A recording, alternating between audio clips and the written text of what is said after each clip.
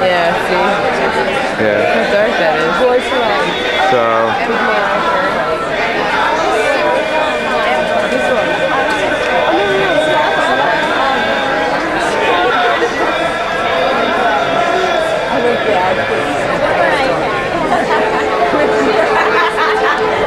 Where did they pull that one?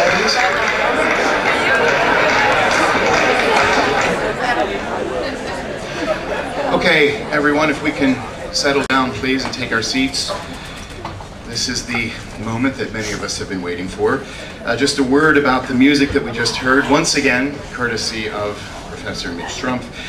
This is music that emphasizes Cape Town as an international port, an example of Malay people performing American music.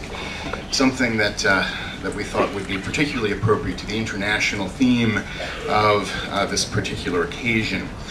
Archbishop Tutu has asked me to restrict any introduction I make of him to one sentence because he certainly wishes to avoid any kind of biographical listing. I asked him for 2 or 3 sentences and he said that would be okay. So here they are, here they are. We are all aware of Archbishop Tutu's presence on this vessel. His career has, in its finest contours, been a striving to improve the lot of humanity. He is a man of purpose and integrity. We hope that this discussion will allow all of us to better keep him as a travel companion and inspiration for the rest of our lives.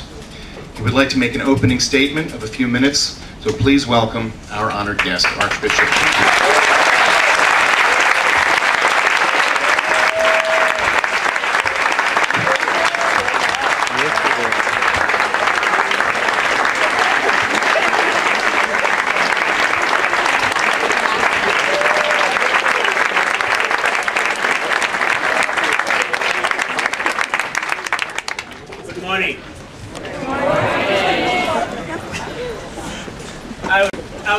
That was a lousy response.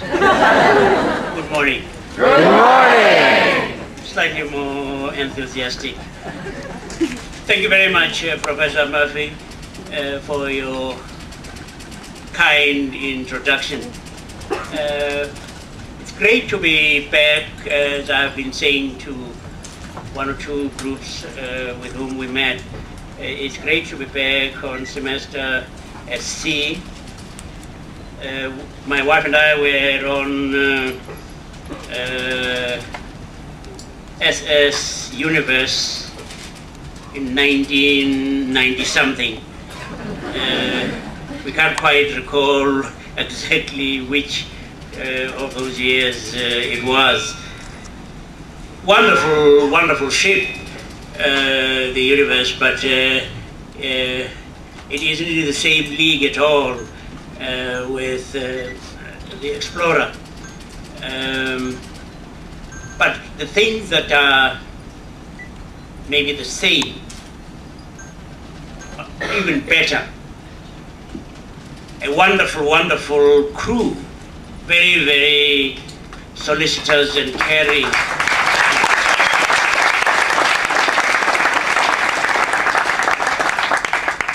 And then a faculty wonderfully scintillating in their brilliance, all of them, wonderful, wonderful. I mean, it's a great privilege to be associated with them, even tangentially.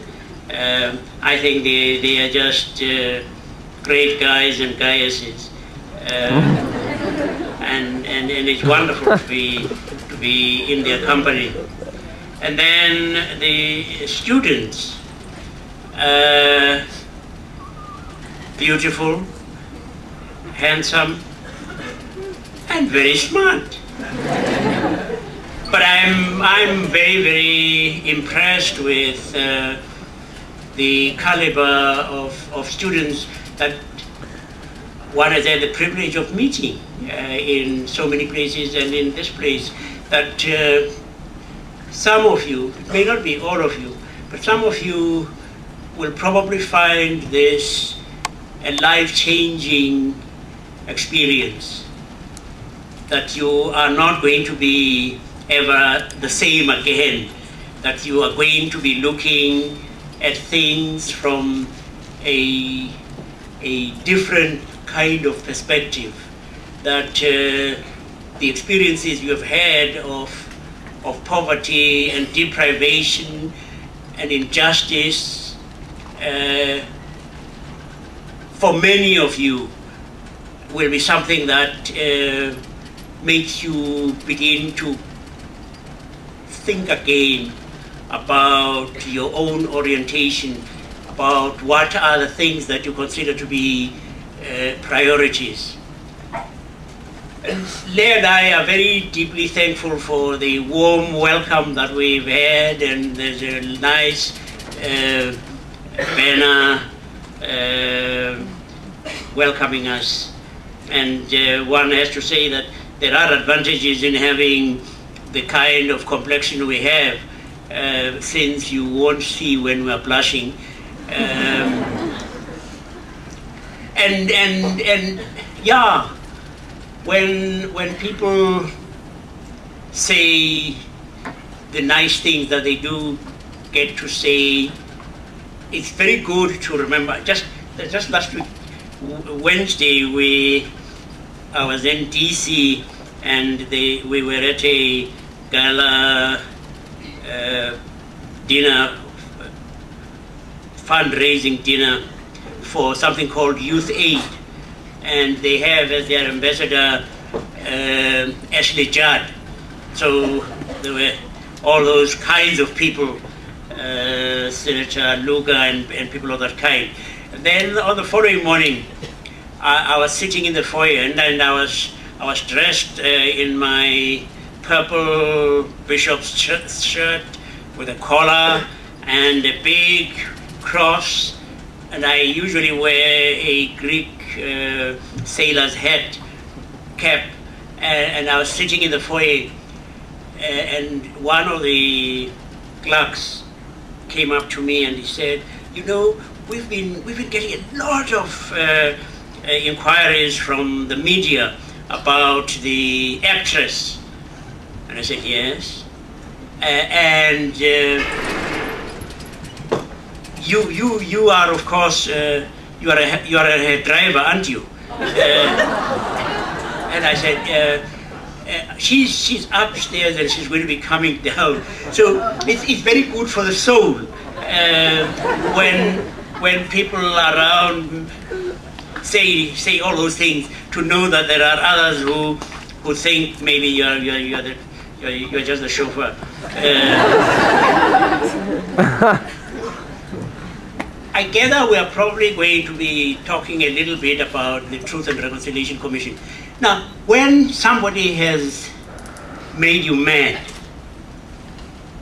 has made me mad, I think there are at least 3 possible ways in which we deal with that. Most times, it is that you want to give as good as you got. If they clobbered you, you are going to clobber back. That's what seems to be the most natural reaction of most of us. That somebody has hurt me, I hurt back. Somebody has hit me, I'm going to try to hit them back as well. I'm going to make them feel as rotten as I felt.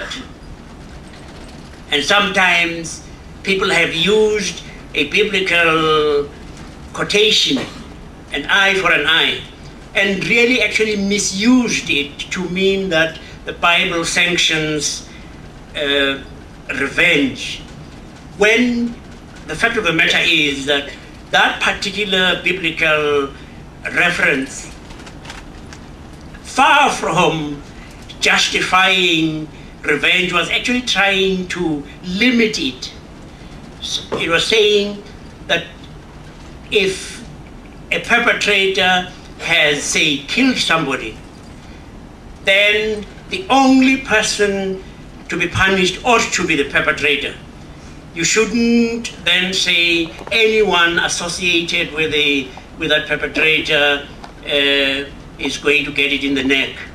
And so what was really meant to limit revenge has now come to be used as if it were justifying a way in which we operate. But that's what we tend to do. You say, this person has hurt me, I am going to hurt them back and get even with them.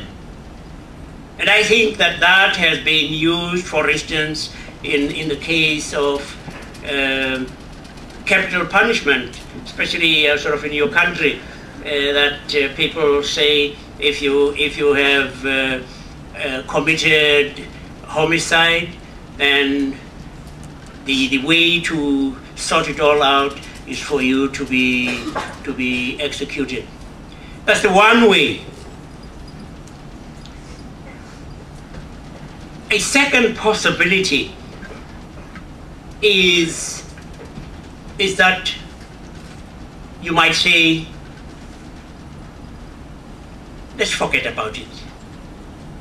Or I try to forget about it. I try to, or you try to sweep it under the carpet. You say, let bygones be bygones. It doesn't matter, you know.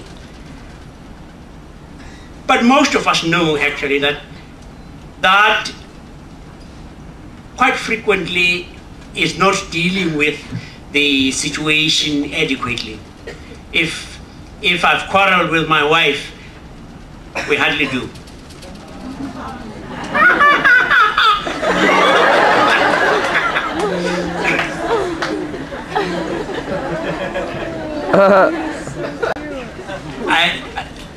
I hear this is what happens when somebody quarrels with their spouse. That you just try to paper over the cracks. You don't want confrontation. You might come back home with a bunch of flowers, a box of chocolates, and try and not sort things out. You know, I mean, he still presses the toothpaste tube in the middle.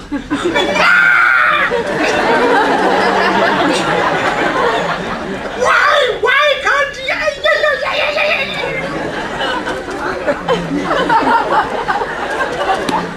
Don't you? But what happens actually is that things build up. And then one day you have the mother and father of an explosion. And often over something that is actually quite insignificant. Because you didn't deal with the thing that was upsetting you. Because you didn't like confrontation. And you sort of have a blanket amnesty and say, let's forget about it. You don't forget about it. And then one day you are surprised at the enormous explosion that may be caused by something fairly insignificant. That's one way.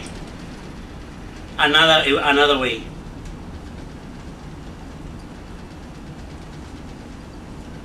A more difficult way, actually. Isn't it strange? Very, very small little words in almost any language are the most difficult words to say. I'm sorry. I'm sorry. No, yes, you were right. Please forgive me. Incredible. That, I mean, those are words we find difficult to say even in the privacy of our bedrooms. And yet if we were able to get there, it's an extraordinary think how potent those words can be for helping a relationship grow, healing. And in a way, that is what we tried in South Africa. There were those who said, let's clobber these people who treated us so badly. And then there were those who said, nah, let's forget about it. Let bygones be bygones. And it never happens actually that bygones become bygones. And so we tried the third option, the very difficult one of saying we want to look at the beast, look the beast in the eye, and acknowledge that there were those awful things that have happened. And sometimes, because it has already happened, some people might reckon that forgiving is easy. Forgiving is never easy, as each one of us knows. Forgiving is never easy. And I would reckon, that black South Africans probably had very many reasons for not wanting to forgive. And not just for the big instances of injustice and oppression. It was the niggling little things, the way they could humiliate you. I went to a store, I was a boy of 5 or 6, with my father, who was a headmaster, principal of a school. And we went into a shop. And the shop assistant was a slip of a girl. And she said to my father, old enough to be her father. She said, yes, boy. And I looked at my father and wondered how he must have felt to be humiliated in this fashion in front of his child. I got to know just how my father felt when I had, in my turn, children. I was telling some people, we were telling people yesterday that our last born was born in London, and so when we returned to South Africa, she was about 3 years of age. And we went to the beach in East London. You'll be sailing past East London on your way to India and so on. And we had segregated beaches. Blacks had the rocky, rather unpleasant part, but near it was a park with swings and a small locomotive and train for children. And as we walked past, Mpo, our little girl, said, Daddy, I want to go on the swing.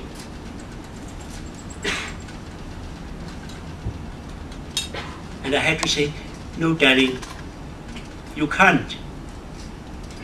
And she said, why? There are children there playing, Daddy.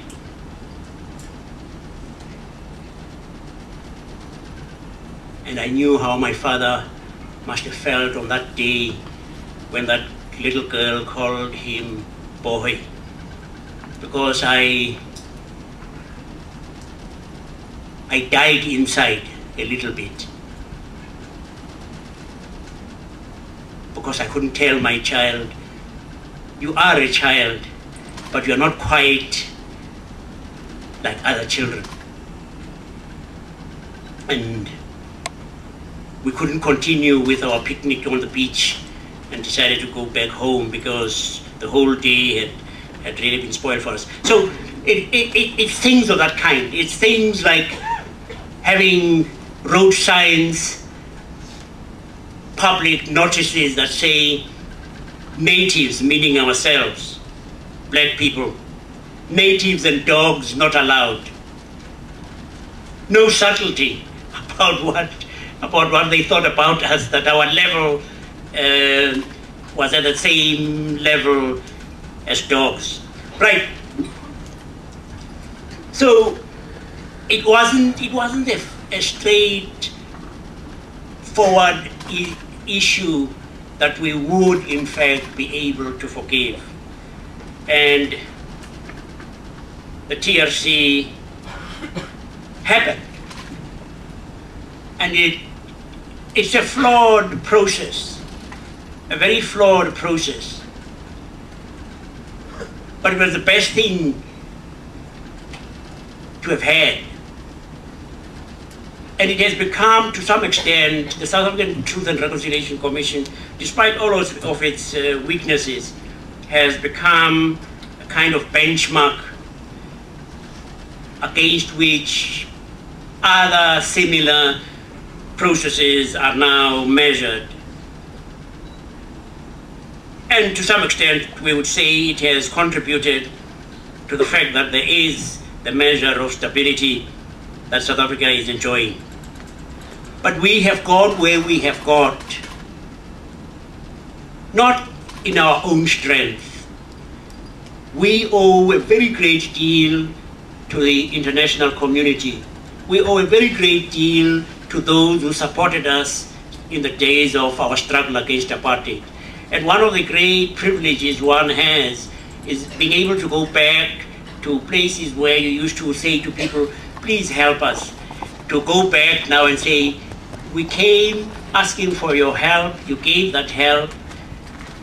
Now we have come to say that help has made us free. And we want to be able to say thank you.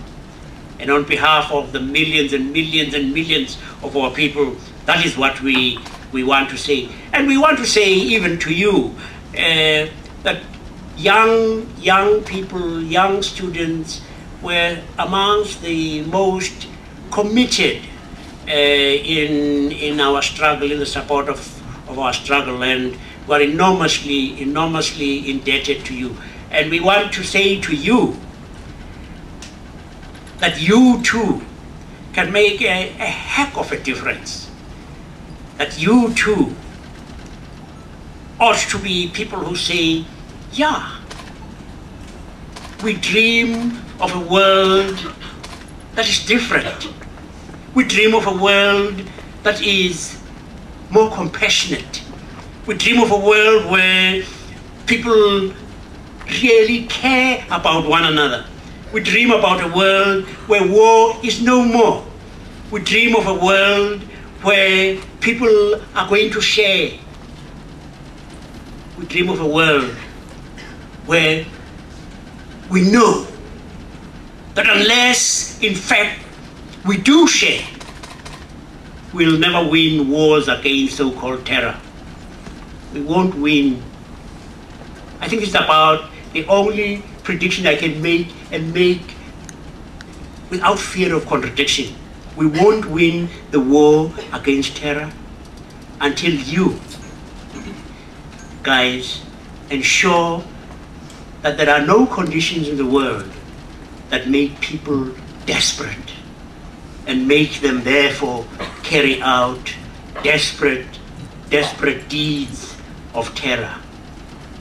That you are going to be amongst those who say, we're going to eradicate poverty, we're going to eradicate disease, we're going to eradicate ignorance, and we're going to ensure that our world is a world where each can walk with their head held high.